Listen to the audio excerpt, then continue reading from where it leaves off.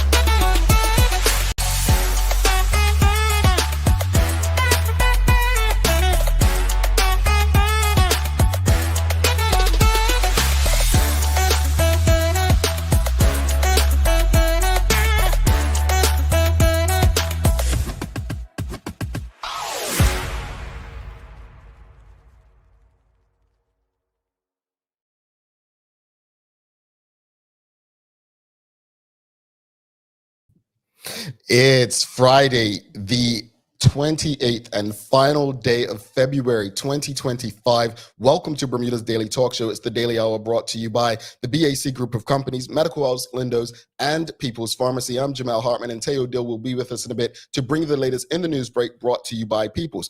Folks, it's Friday, man. It's Friday, the final day of the second month of the year. To many people who celebrate, it's the final day of Black History Month, and a happy Friday to every last person out there. Greatly appreciate you. We've got David Michael Wilson. He says, fantastic Friday all, and fantastic Friday to you as well. Let's jump right into greetings, everyone, and thanks for making us part of your daily routine. A good one today as we welcome Elicia Hollis on from Sweet Pea Nursery. She's going to be sharing her story as an entrepreneur. The Daily Plate is a things you should know, and obviously it's going to be related to Black Bermudian history.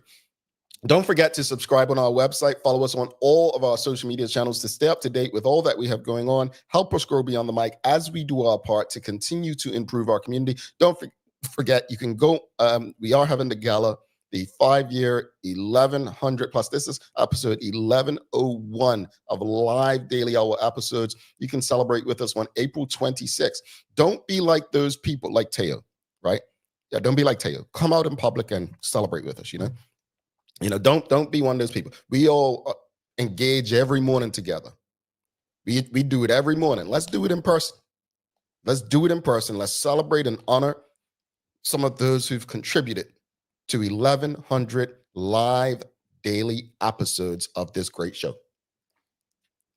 All right, well, it's Friday Fun Day brought to you by our friends at Mailboxes. If you ship to Bermuda, know someone who does, and you'd like 2 years of free membership, just go to mailboxes.bm/the Daily Hour, and excuse me, you'll be get your 2 free years of membership. But also, this is the Daily Hour discussion, and the discussion is brought to you by our friends. Oh, you'll see. The Daily Discussion is brought to you by Titan Express and Secure.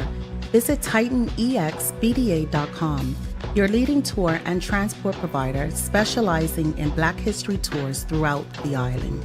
And SecureBDA.com for all your property management, waste management, residential, and commercial trucking needs. Professional, punctual, and reliable service is our commitment to you.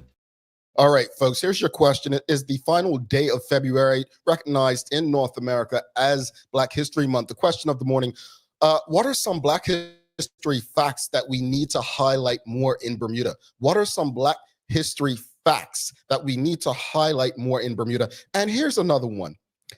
Name a Black Bermudian who should be honored for their contributions in the community. Name a Black Bermudian who you believe should be honored for their contributions in the community. All right. So again, we're last day of what is recognized as Black History Month in North America. And today we're asking, part of Friday Fun Day, brought to you by our friends at Mailboxes, what are some Black history facts that we need to highlight more in Bermuda? And name a Black Bermudian who should be honored for their contributions in the community. Who you got? Hadeline Swan says Dale Butler. Dale Butler. Dale Butler, for those who don't know, is a former educator. He was, at the time, I'm not sure if he still is, but he was the youngest principal appointed at one point. And then he got into politics and was a beloved MP and minister within the Bermuda Progressive Labour Party.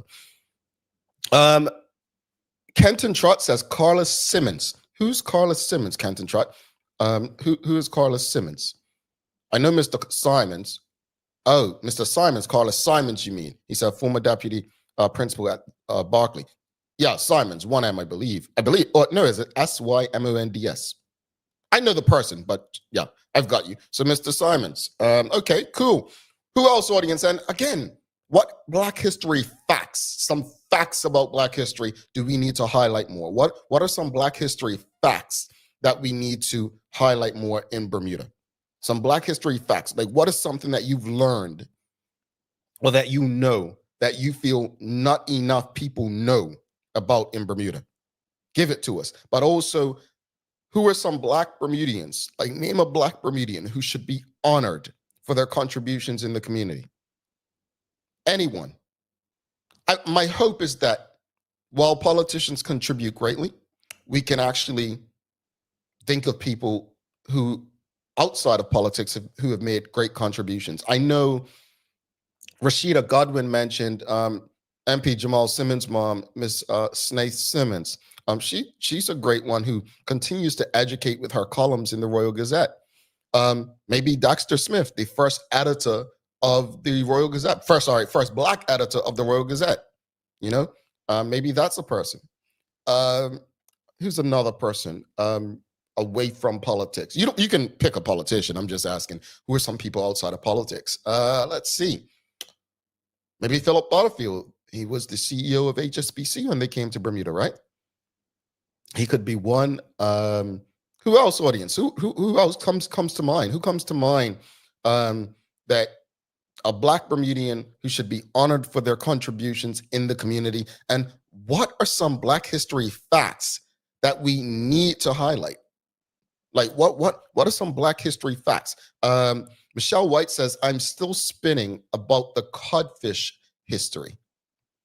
You're still gonna eat it though, right, Michelle? I mean, I don't eat it, but I just don't like it. It has nothing to do with the history, but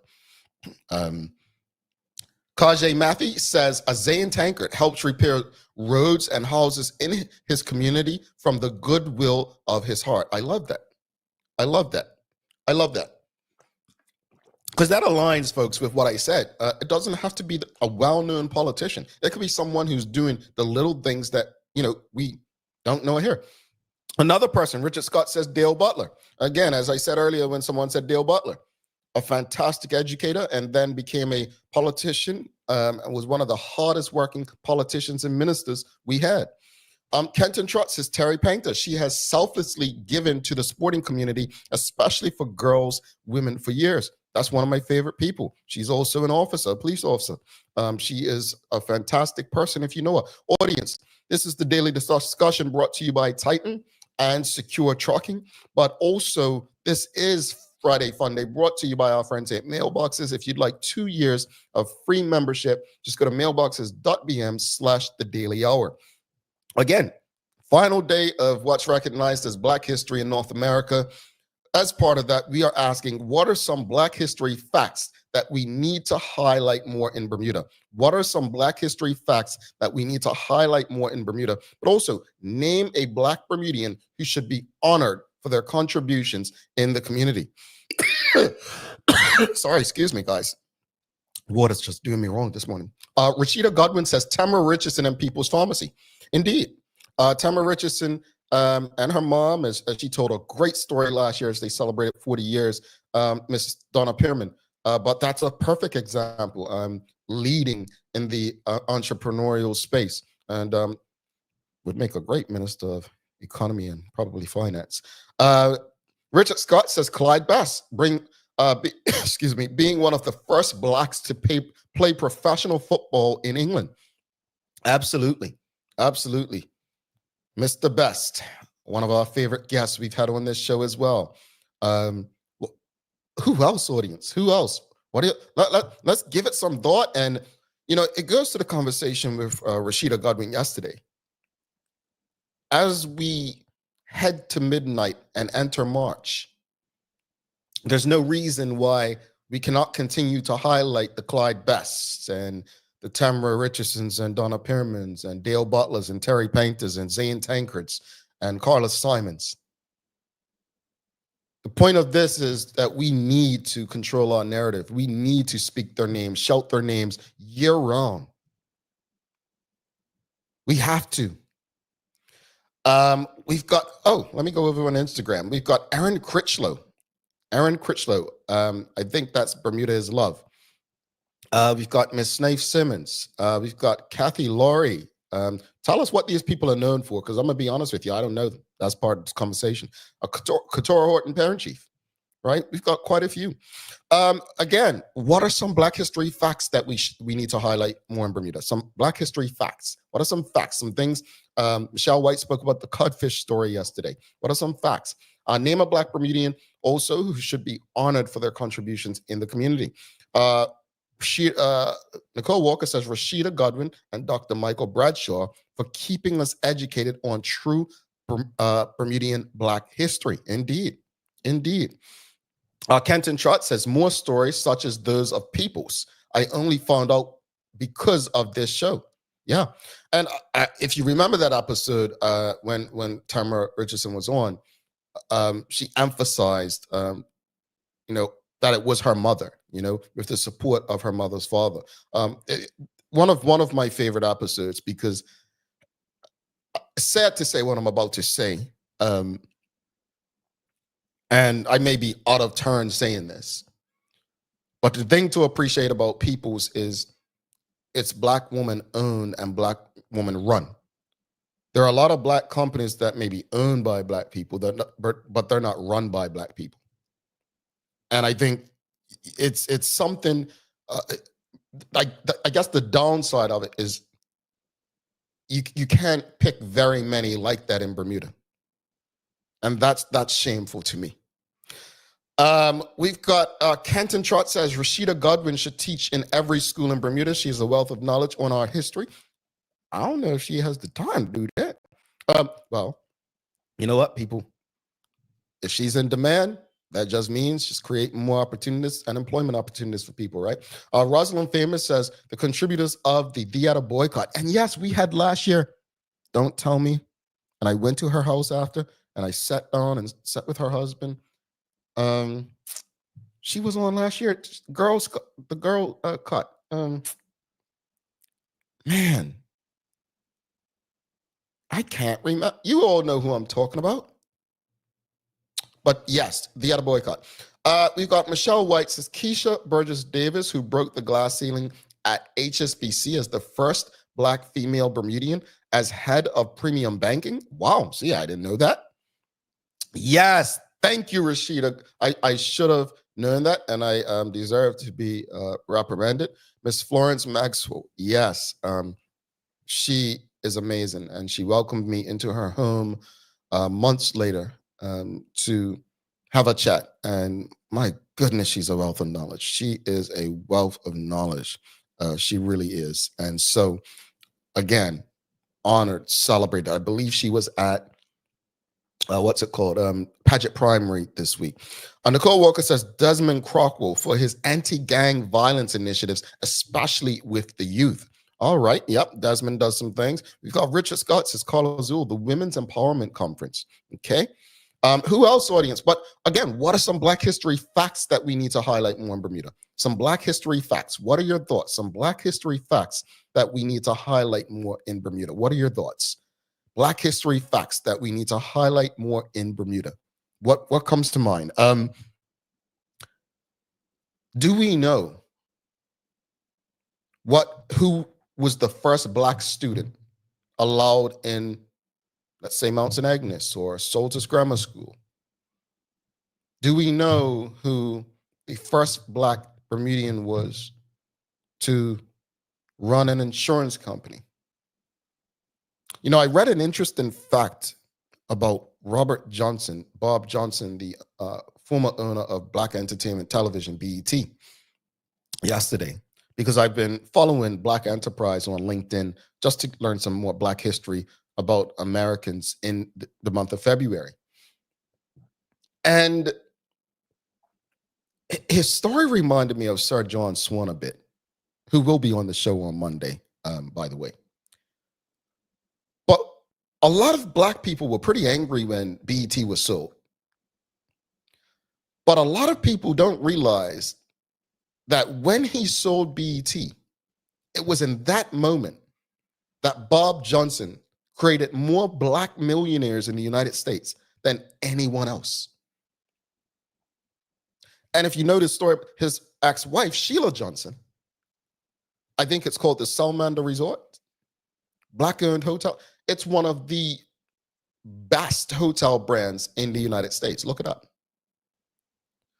That's, for me as an entrepreneur, and I'll share this publicly, that's always been my goal, especially with Amaya and Simone, who actually want to do media full-time, is create more entrepreneurs and help them to be successful. They have what it takes. That is what I believe represents like progress. Not, and this is no disrespect to anyone. The idea isn't for you to get into a space and be successful and do nothing for those coming behind you. The idea is to get into that space and build so that the person coming behind you, you're a springboard for them. So if I'm the CEO, that person, next person that comes through isn't just a CEO, they're a majority shareholder. They have ownership. I love those stories about Black people when they do that. Kenton Trott says, Quincy Painter from Berkeley. He has been inspiring our young men since I was 18. Well, you just aged him. Rashida, is that the lady who wrote the book? Talking about Miss Maxwell, I believe so. Richard Scott says, the Simmons family who pioneered the flavored sherbet in Bermuda. Man, pineapple and ginger beer.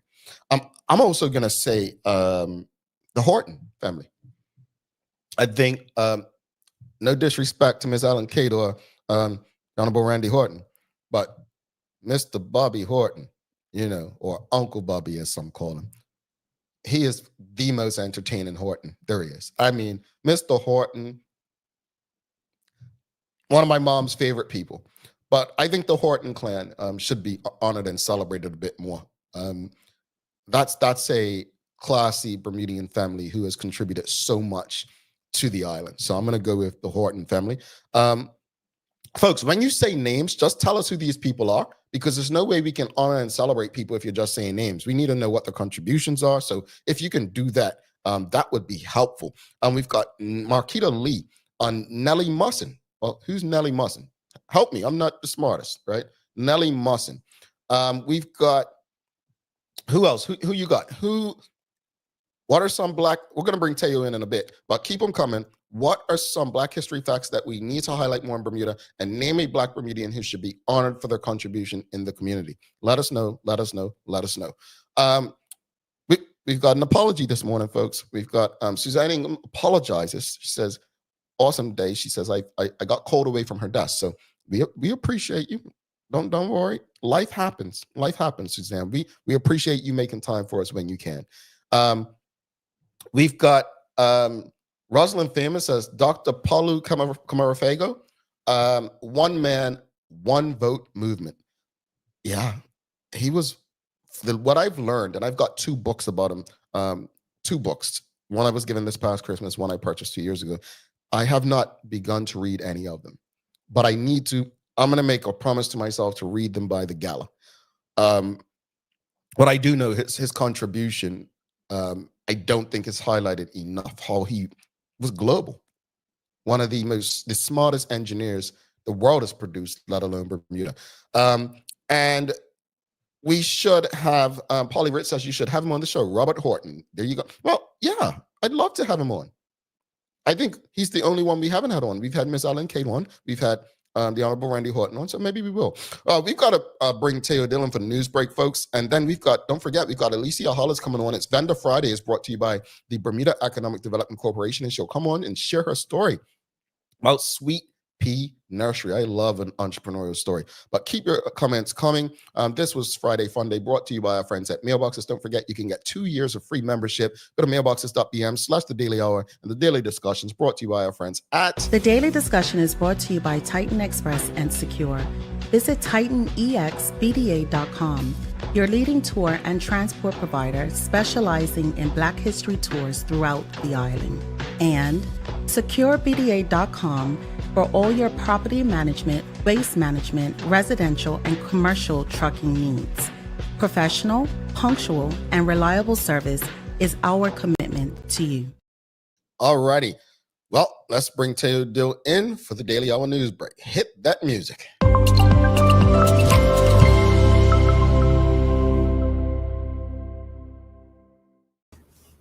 Hey Jay, morning man. How you doing? I'm good. I'm not sure why you smirking like that. No, I'm not. This is not a smirk. This is like genuine happiness and gratitude that you're giving the audience an opportunity to share the folks that matter to them with all of us. Like, it's a beautiful thing. Okay. No, I just said it. This is what you look like behind the mic. I can say, like, you know, that little, like you up to something. No, I am not up to anything at this specific moment. That may change within the next 3 minutes, but you know, at the moment, I'm just in good vibes. Okay, Tay. Well, what you got for? Well, no, I gotta ask you first. Black history and who's a Black Bermudian? Dr. Merle Brock Swan Williams. She's my Aunt Merle, and she's also the founder of the Adult Education School. And she has made this place better in ways that are really difficult to like go beyond our individual ability to understand. Like, she's educated so many people over the years, helped them go away to school, helped them when they got back to really flourish in their careers, just transform folks' lives. And she's extraordinary. Okay. I love that because I did not know that. And two more before we get into the news break. We've got Pam Wade says, Nalitha Butterfield, educator and author.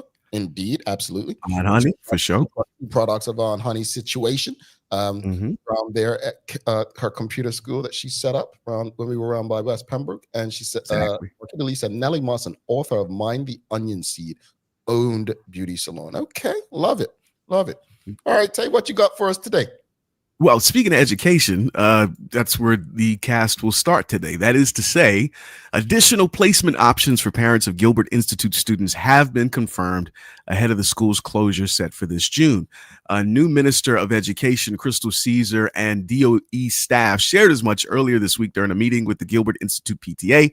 According to a government statement, the quote, highly engaged parents received detailed insights into exactly what's going to be happening to support families and resource them as the transition is made. Now, some of the new options include additional available spaces at specific year levels, and this is the big one, the flexibility for parents to register at any school on the island that has been designated as a parish primary school as long as there is room. Plus, 2 discrete teams of ministry staff will oversee the closure process by helping families smoothly transition into the new school of choice with targeted, specifically designed activities. So hopefully that eases some of the concerns of the Gilbert Institute community. No word in the statement as to the response given by the parents that attend.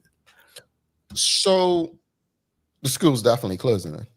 Well, that was the one thing that the new minister emphasized, like the closure is happening. There's not just no way that it could be changed, no way that it should be changed at this stage in the game. Okay. So, now, as unsettled as you might be about local public education after hearing that story or just thinking about the last little while, remember, it could always be much, much worse. The CNN ran a story just yesterday about a 19-year-old recent high school graduate who did so with honors She's a full-time undergrad student at the University of Connecticut studying public policy, and she is also suing her school district for gross negligence because despite 12 years of education and graduating with honors from high school, she cannot read or write. Huh? I know. Here's how she found a workaround for this deficit. When she was in early education, they would just either tell me to sit in a corner and sleep, or just draw pictures, flowers for them. And when she was in high school, she relied on speech-to-text programs and other apps to read and write essays. So if you had an assignment where you had to write something, you'd open up a document like this and then do what? I would go here to use the text-to-speech. It says dictate. Dictate, yep. I love pizza. This is how you would do your assignments. And then Cats of the World VAK sporting a twin-prop airplane. If you had to read something, that's how you do it. She graduated with honors, she said? With honors, and she got accepted into the University of Connecticut, which isn't an Ivy League school, but it's not like... It's a top school. Right. Yeah. UConn. So what... Right. UConn. Now, the thing that I want to underline about that is clearly this young woman is not dumb, right? Mm-hmm. She's in fact the opposite of it, being able to figure out how to be that successful even without the ability to read and write. And number two, that shows you how technology, despite how it annoys us old folks sometimes, can be incredibly useful. And three, and this is for us in particular, it ain't just here. Well, right? It ain't just how you all think I got through life. Stop it. You come on. but what I'm saying is the most powerful, wealthy country in the history of the planet is graduating students after 12 years of education illiterate. Yeah. Right. Yeah, right. Yeah. So one of the things drives me more, it makes me more frustrated than almost anything in the world when we say only in Bermuda. You know how Bermudians are. It's just Bermudian and that. Yeah. No. We're no worse either. We are no worse than anywhere else, and we're no better than anywhere else. Right? We're just like everybody else. We got our genius and we have our deficits. But yeah, if you Google it, Elicia Ortiz is her name, and it's something else. She's probably gonna get some money off of this for negligence from her public school system. Now in much more, she deserves at least a bag, I think. Now in tourism related news, total local visitor spending crossed the $500 million mark last year. This from the Bermuda Tourism Authority's Q4 and year-end tourism results for 2024, highlighting meaningful improvements across the industry. This is what the stats say. Leisure air arrivals went up by more than 15%, and leisure visitor spending increased by more than a quarter from 2023. And overall air visitor arrivals increased significantly, driven largely by key U.S. markets like New York, Boston, Philly, and Washington, D.C., including during the off-season. Air visitors on average spent over $2,000 a piece, more than 11% up on the 2023 numbers, largely due to the nearly $250 million that those folks spent on accommodations. So, what do you think, Jay? I'm glad you asked, Taylor, because I think you did that just so I can, All right, here we go. Kinda, yeah. First off, I come to Bermuda on a U.S. passport. Do they include me? When you talk about visitor spend, how do you know how much I'm spending when I come to Bermuda? These are questions that need to be asked. Thirdly, we want to see the comparison to 2019. Why do they continue to not show us the comparison? Now, I've said before that in their defense, the largest property up on the hill, 593, I believe it was 593 rooms, 600 rooms, whatever, Fairmont, Southampton, closed. So it was always going to impact tourist numbers. But I think that we need to ask some questions about the numbers to deliver. Now, that said, congratulations. But we want more information. We deserve more information. basically, because we also need, look, I said this when I worked in Bermuda tourism. I said it prior to working in Bermuda tourism, and I say it right now. We can shut down the BTA, and I don't think the numbers would change much. I've said that as an employee there. That's why I didn't like. That's why I didn't want to be there, because I was honest. We can shut the organization down, and I guarantee you the numbers won't change. God, that is not a new statement from you, but I'm really thinking about it. That's pretty declarative. I'm telling you, audience, if you shut that organization, I don't think people are coming here because of what they see in a damn window on Fifth Avenue. You know, I don't think people are coming here because they see pictures, and this, to quote the current premier, fish sandwiches on a billboard. Yeah. You know, so the way people have driven to here is through groups. And, you know, they didn't give us the group numbers. They gave us Elicia. Now, you cannot take credit for people coming to visit their friends and family and the like. But one thing in Bermuda tourism's defense, I will say also, that I never hear people mentioning. We always like to talk about the heyday. Yes, we had many more properties and less competition.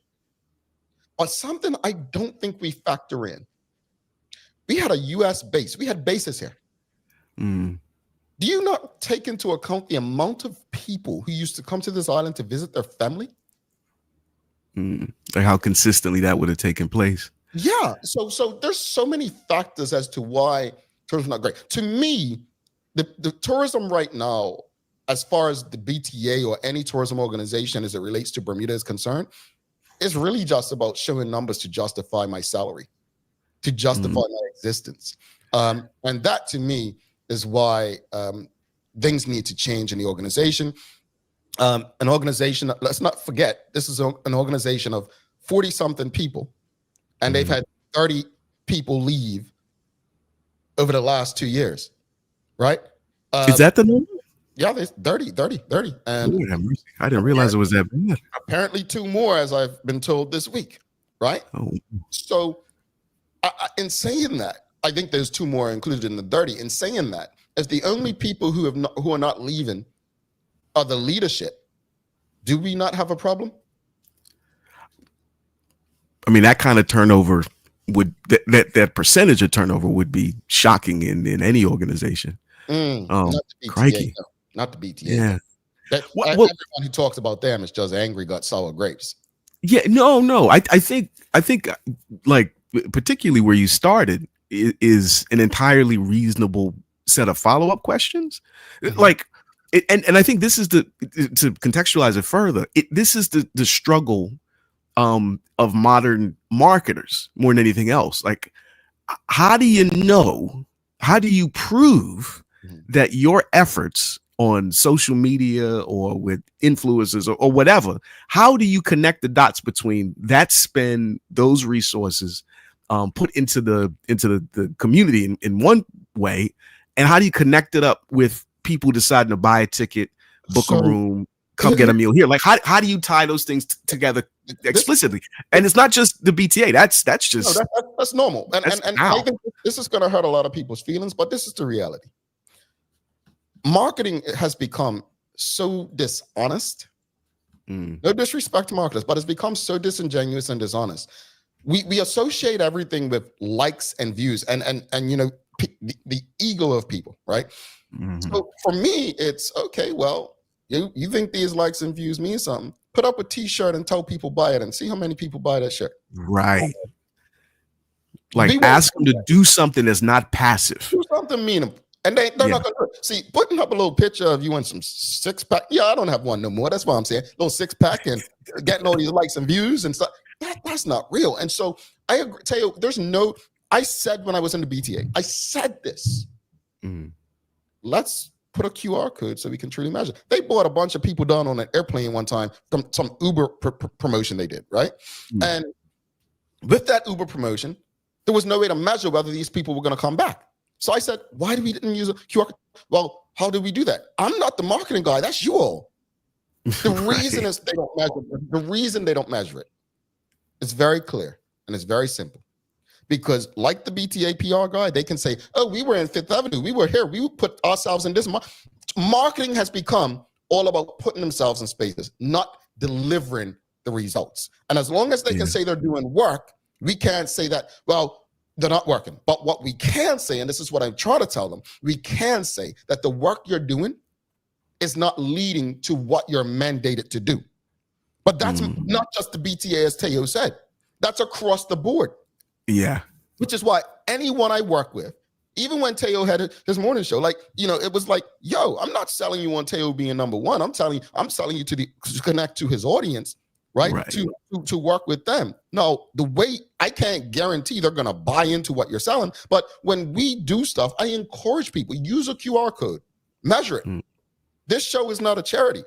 This audience in our survey, the Daily Hour audience, 81% of you said you appreciate the BAC groups Ask the Expert because you found it helpful. Marketers don't do that because marketers, their main goal is to do work, not to deliver results. I'm sorry. Well, that's an ill way to put it. I like it. Do work, not deliver results, man. They ain't judging. Now, salespeople have it a bit harder because that's the most measurable job that you will have. Like you're not just busy. Yeah. You're actually delivering change. Like something is different about the world now that I've done my work. Yeah. And if you don't, you get fired, right? Right. All right. I'm sorry for my bad, everybody. No, you dropping some jewels right now, baby. I like that. Just sprinkle. I'm feeling it. Gotta feed myself, bro. Right, there you go. Legendary insurance leader Brian Dupereau. He is set to lead the Bermuda Risk Summit's closing session with a comprehensive interview. It's going to be called The Last Word, Brian Dupereau, following the market entry of his newest company, Moreo Insurance, and it drops a week before the launch of his upcoming biography. ABIR's president and CEO John Huff's going to lead the conversation, which should cover Bermuda's critical role as a global risk leader, the evolution of the reinsurance and insurance market, and Mr. Dupereau's vision for the island's future in the industry. And that's a name that even if you have no idea about reinsurance, how that market or industry works, this fella's name because he's done a lot here in Bermuda in particular. So shout out to him. And also shout out and a very well done to Bermudian students Catherine Gunter and Josiah Durham for earning their chance to represent the island at this year's UK Overseas Territories Association Youth Summit in London. According to a statement from the government's London office, this year's theme was diversity and inclusivity in the overseas territories, covering relevant topics like LGBTQ plus rights, neurodiversity in education, and immigration and migration. And appropriately, a local human rights activist and friend of the show, Taj Donville Outerbridge, was also present, where he highlighted key achievements made in the space of LGBTQ plus rights in an inspirational address to the assembled young people. Shout out to Taj, and shout out to the two representatives, Josiah and Catherine. Very well done. Connecting with our colonial cousins in a global context is a beautiful thing. No cousins. Now, weather-wise, outside of a live small craft warning, today's conditions should be pretty unremarkable. Air temps in the mid-60s, mostly clear skies, moderate winds, nothing too heavy. But tonight into the weekend, likely going to be a different story due to an approaching cold front, pushing a whole bunch of rain and wind our way that'll last from tomorrow afternoon through most of Sunday. So keep your rain gear nearby as you're out and about over the weekend. All right, Tay. Well, today it's Skip the Straw Day. Yeah, Skip the Straw Day. That's it. Skip the straw. So instead of drinking from a straw, you drink from. Yeah. So I got to ask people, because Donald Trump said he's getting rid of paper straws. It's ridiculous. He doesn't care about the environment, basically. But in saying that, do you know that I don't drink from glasses at restaurants? I didn't realize you were that level of a germaphobe. Bro, you know dishwashers, they just put that stuff in there. I think about it every time I'm out to eat. Like, this fork and spoon went in the dishwasher. They ain't got the lips. You watch Forensic Files, and on Forensic Files, they went to a restaurant one time, and they were trying to get DNA from a guy, right? The police. Yeah. And when they got the DNA, it was someone else's DNA from the time before. So that that is a little gross. We can't be taking chances in these restaurants. No, but like, if you really feel like that, you can never go out to eat like ever. No, Tay, you just Like you can't sanitize every utensil or plate or whatever that you're using. Take your And then, well, what about the food? Like you can't sanitize your food. Look, I actively decide when I go out to eat at a place, I'm not thinking about it. I don't want to know. Okay, I'm not interested. Don't tell me because I'll just get upset and then I have to leave. You got to accept you're eating other people's bodily fluids every time. Every time you go out to eat. You don't have to say it like somebody. No, confront it. Come face to face with it. You got to really accept that thing. Otherwise, you can be upset. You're very welcome. Renee says she's a germaphobe too. Yeah. Okay, I appreciate it. All right, I might be eating. I'm not taking my own utensils. Is that ghetto? Like, you think that's ghetto? Taking my own utensils? It's not like taking hot sauce every day, is it? No, I think it's weird, and people gonna laugh at you, as they should. But it's not. No. Doesn't mean nothing. Say we gotta go. We've got Elicia Hollis coming up. Sweet Pea Nursery. Oh yeah. I'm sorry, Miss Hollis. I apologize. I'll see you later, Jay. Thanks a lot. Have a good weekend. Alrighty. Take it easy, folks. All right. Do not go anywhere. Man, hopefully Elicia could stay over time. We've got a conversation to have. I love an entrepreneur story. Folks, don't go anywhere. If you appreciated the conversation so far, give us a thumbs up, a love, a like. Make sure you share the conversation with your friends, your family, your colleagues. We'll be back in 2 minutes, 44 seconds with Elicia Hollis from Sweet Pea Nursery. Join us as we celebrate 5 years and 1,000 plus episodes of community conversations on Bermuda's daily talk show. The Daily Hour Gala takes place on April 26th at LF Wade International Airport. For more information and advance tickets, please send an email to admin@bermudacommunications.com. We look forward to celebrating all that's great about our community with all of you.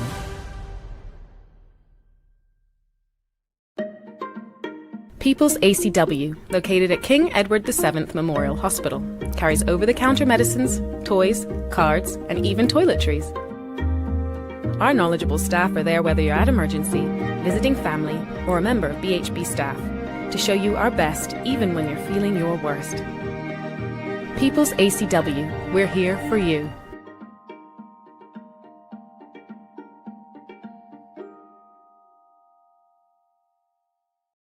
Hi there, welcome to Medical House. We're located at number 6 Bakery Lane. I can't wait to show you all of the great stuff that we carry. Come on inside, let's see.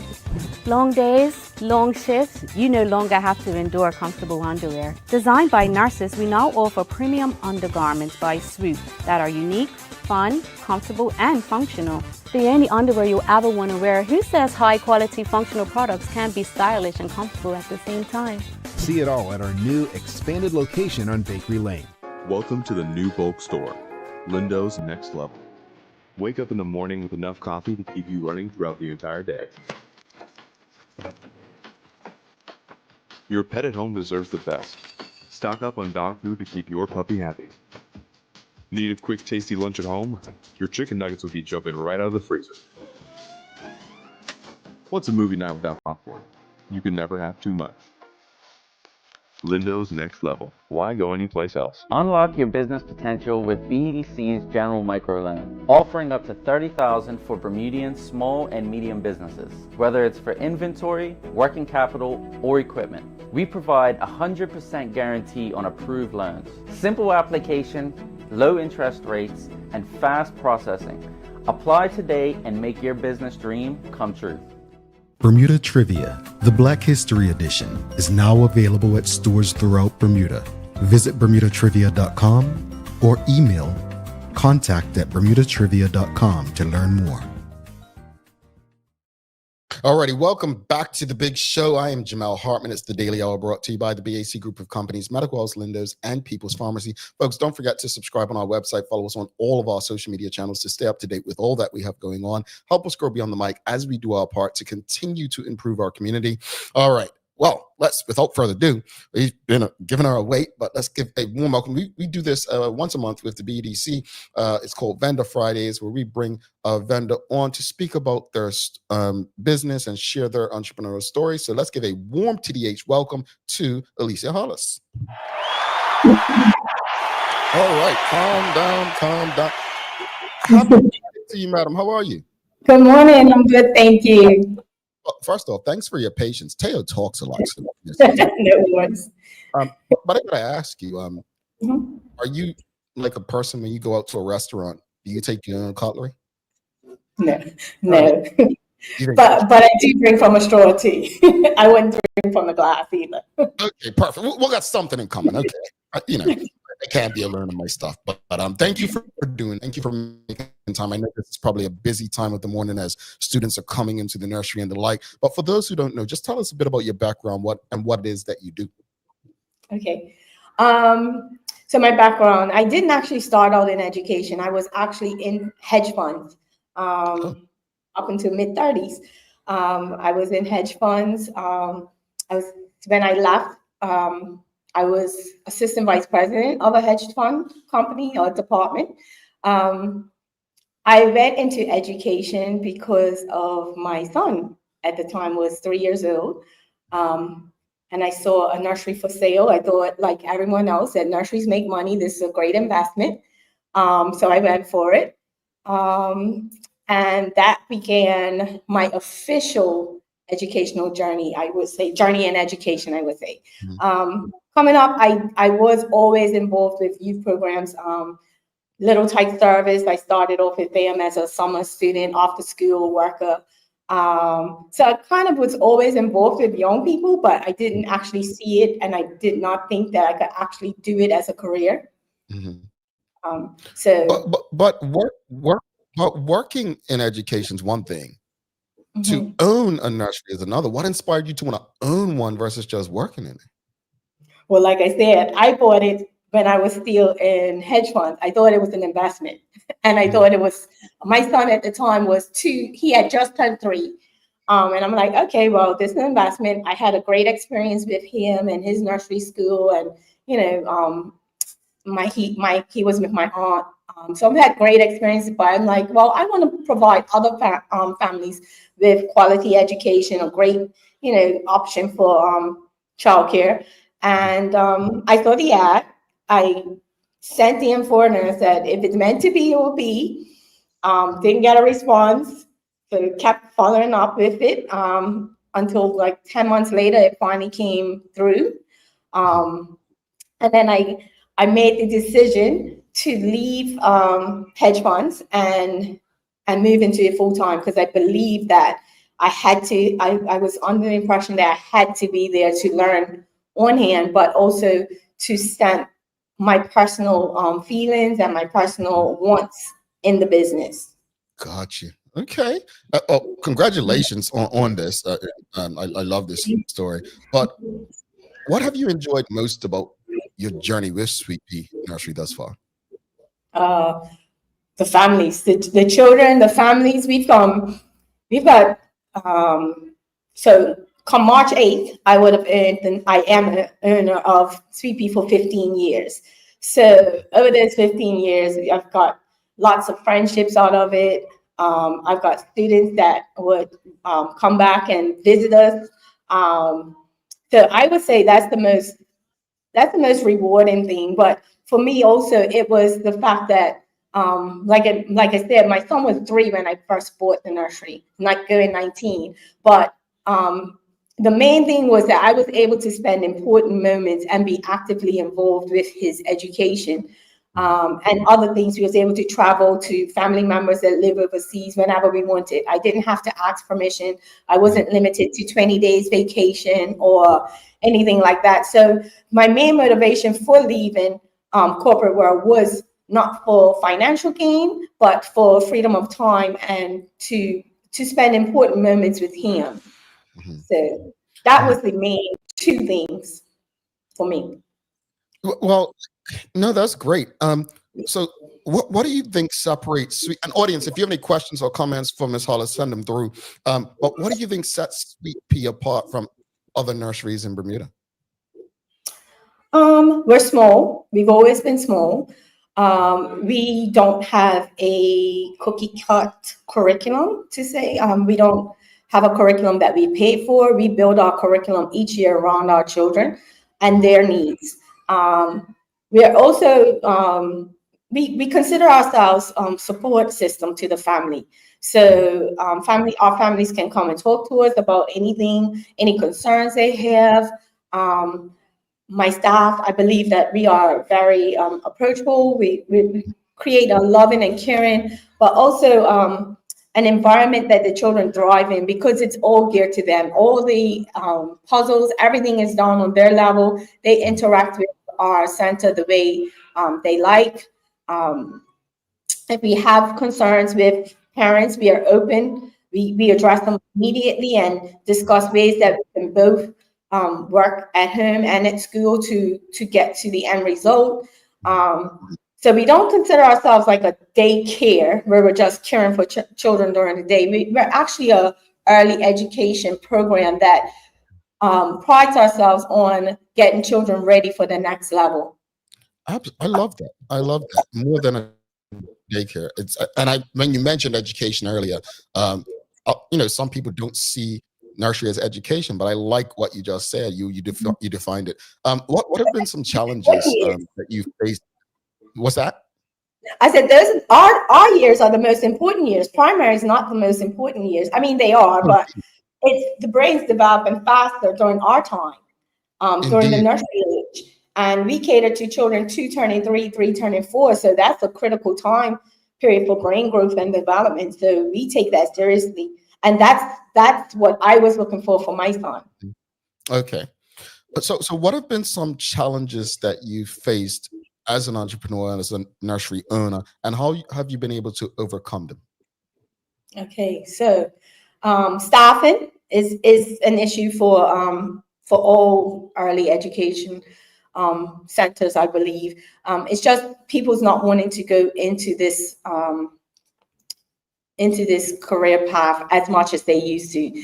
Before, you used to be able to graduate from high school and get a teacher's assistant program, but now there's more of a regulatory body within health department, and there's certain requirements, and so you find that most people, if they're going off to do an education degree, then they're going into education, whether it be primary, in the government, preschools.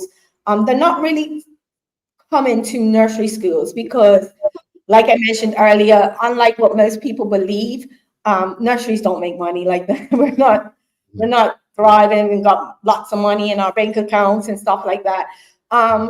So it's hard getting staff, but when you do get them, it's important to groom them as well so that they could grow in your business. And I'm happy to say that that's what I've kind of focused on, and I've been able to maintain a strong team. My head teacher started off as an afternoon assistant. When I used to leave afternoons to go work in an after school program, she used to just come in to cover me in the afternoons, and she worked her way up right up into head teacher. And everybody comes sweepy looking for my head teacher. She is an awesome. She's got a very good scientific mind. So we tend to lean on everyone's strength in the nursery, which to me has created a strong team to be able to deliver to our families. Yeah, we've got a question from the audience, a couple of questions. Michelle White's asking, owning a nursery is a very personal experience for parents and the children. How did you navigate COVID? Interesting. Okay, so with COVID, it was a very stressful period for everyone. But so I've learned to look at things in a positive light as opposed to a negative, because I used to have a negative approach, and it was feel, but it's always the flip side. It's always easier when you look at it at a positive way. And I actually just shared this with one of my parents, Mia. I shared a picture of Gunnar sleeping outside in our garden. So we just came up, our inside space where we were located, because we're in a new location, where we were during COVID time, the indoor space was extremely small and very limited. So we're a nature school anyway. We love outdoors. So we just took advantage of our amazing garden at that time and had outdoor classrooms. The washing of hands was always there before COVID. So that was not really, it was just a matter of bringing the hand washing outside. And we just took advantage of our garden. Of course, communication between our regulatory bodies, other nursery school owners, and our parents. I think that's really what brought us through, and didn't seem as stressful as it could have been. It was stressful, but it wasn't as stressful as it could have been. Indeed. Thank you for that. Mark Arthur C. Phillips is asking, how do you set your pricing for your students at your nursery? Well, that's a hard one, because truthfully, I don't think that our price is a reflection of our program. So our pricing actually is reflective of, one, what can parents reasonably afford, and at the same time, what do we need to cover our basis, what needs to be paid. So we review it all the time. And we do try to do comparisons, but sometimes that can be hard. But mostly for me personally, I have to see what I need to pay out with salaries and operating expenses. And then I have to weigh that out and bring it as close as possible to where I feel that parents can afford it. Now, childcare is expensive. We all know that. So we have some parents that do get help from the childcare allowance program. We're also looking at other ways. One thing about Sweet Pea, we're always looking for how can we improve on all areas. So we are looking at even seeing how we could provide bursaries, or how can we get some sponsorships in that will bring down some costs for parents, but at the same time, we'll be able to do what we want in our center. We have another question. Charles H. Justice II asking, with our declining birth rate, has that impacted Sweet Pea Nursery and others? If so, what has the Sweet Pea differentiator to stay in business? What has been the differentiator? Okay. The decline in birth rate has impacted nursery schools. I would say not necessarily Sweet Pea, because we have purposely kept ourselves small. Well, our previous location, we had to be small because of the indoor space.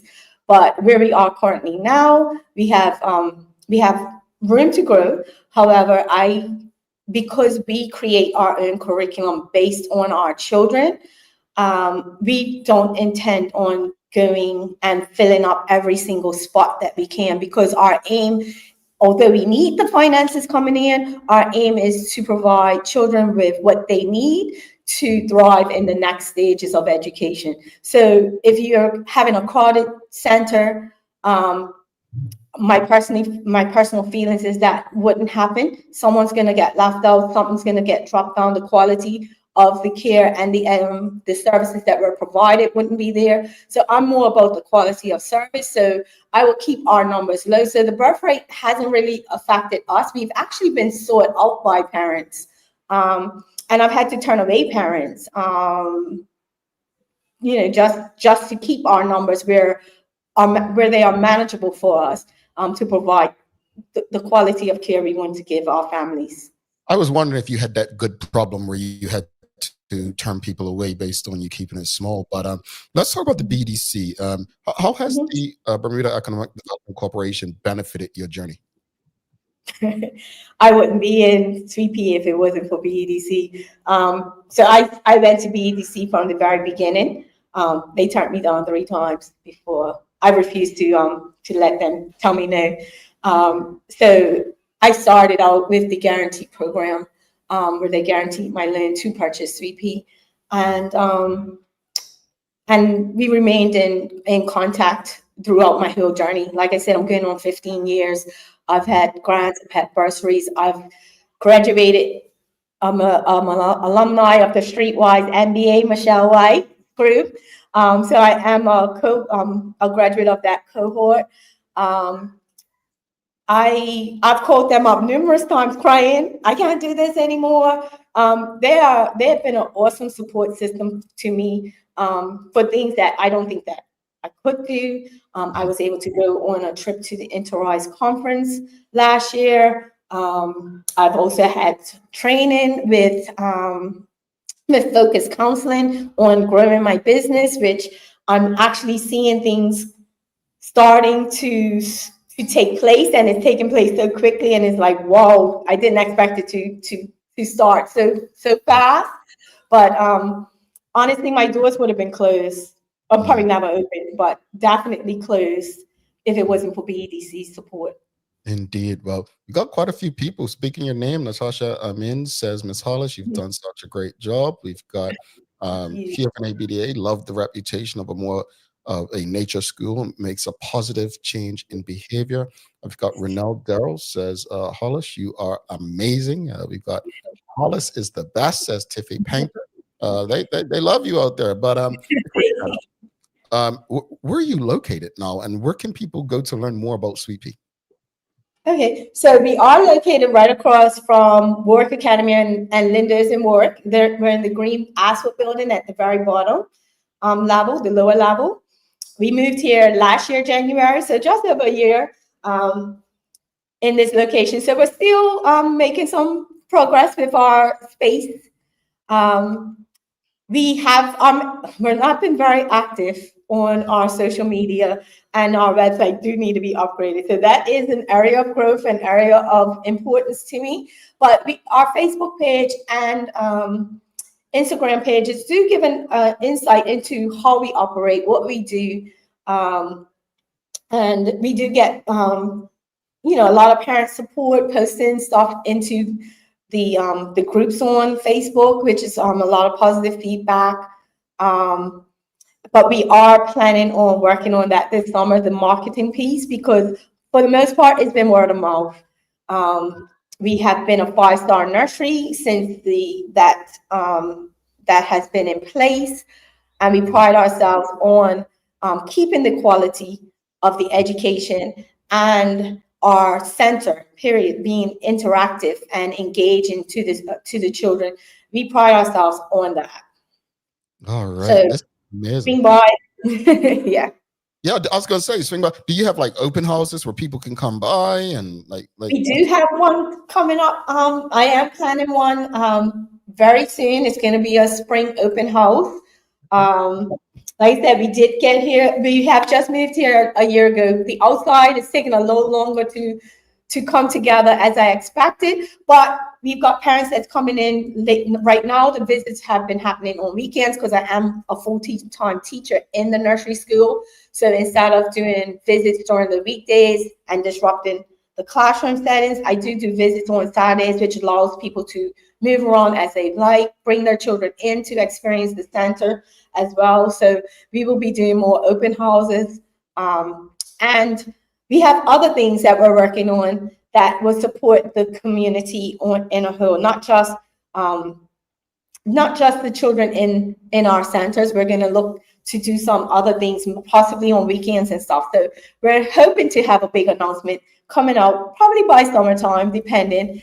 But we are looking, we're not a nursery school that just, like I said, provide services to the families Monday to Friday. I get calls late at night, weekends. I've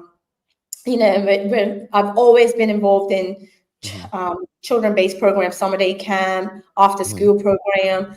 So I'm looking to kind of be like a beacon in this community. We love to hear it. Elicia Hollis, thank you so much for stopping by today. Awesome story, and all the best to you going forward. We may have to make one of those open houses you're having, but we'll keep in touch with you. Yes, thank you so much. Have a wonderful day. Yes, you as well. Take care. All right, audience, if you appreciated that conversation, give us a love, like, thumbs up, share that conversation with your friends, your family, your colleagues. Big up to BDC for allowing the opportunity for different entrepreneurs to come on this show and engage all of you. You all, yes, she says, great story, Lisa, says Nicole Walker. So proud of you, Elicia, says Michelle White. We're going to take a quick break. We'll be back in 1 minute, 51 seconds, and then we'll wrap it up. Stick with us.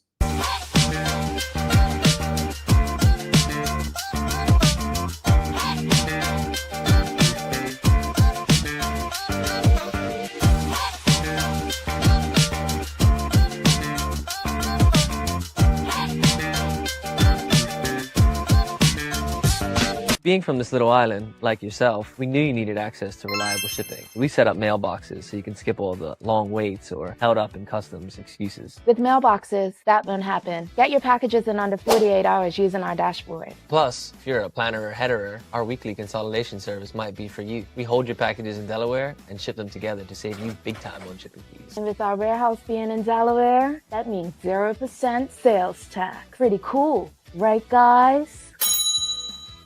Looking for the best care for your pets? Novazok Feed and Supply has everything you need. From top quality foods to toys and supplies, we've got it all. Join our frequent buyer program and earn rewards every time you shop. Plus, we've been awarded the Clever Customer Initiative program for helping you save more. And don't forget, we open an hour early on Saturdays so you can get a head start on your pet care. Visit us today or shop online for easy pickup or delivery. Your pets will thank you.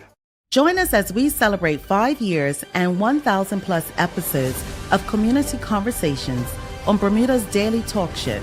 The Daily Hour Gala takes place on April 26th at LF Wade International Airport. For more information and advance tickets, please send an email to admin@bermudacommunications.com.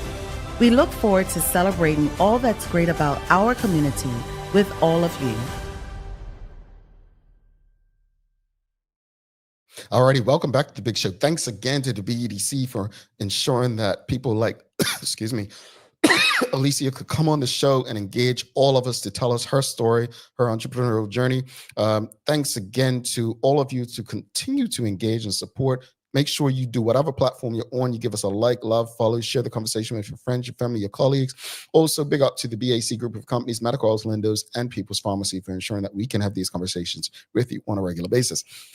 All right, it's time for the Daily Play brought to you by Bermuda Trivia, now available at stores throughout Bermuda. Follow Bermuda Trivia on Facebook, Instagram, X, and TikTok to find out why it's Bermuda's favorite trivia game. All right, audience, here we go. It's the things you should know. What purple flower is believed to have grown out of Sally Bassett's ashes?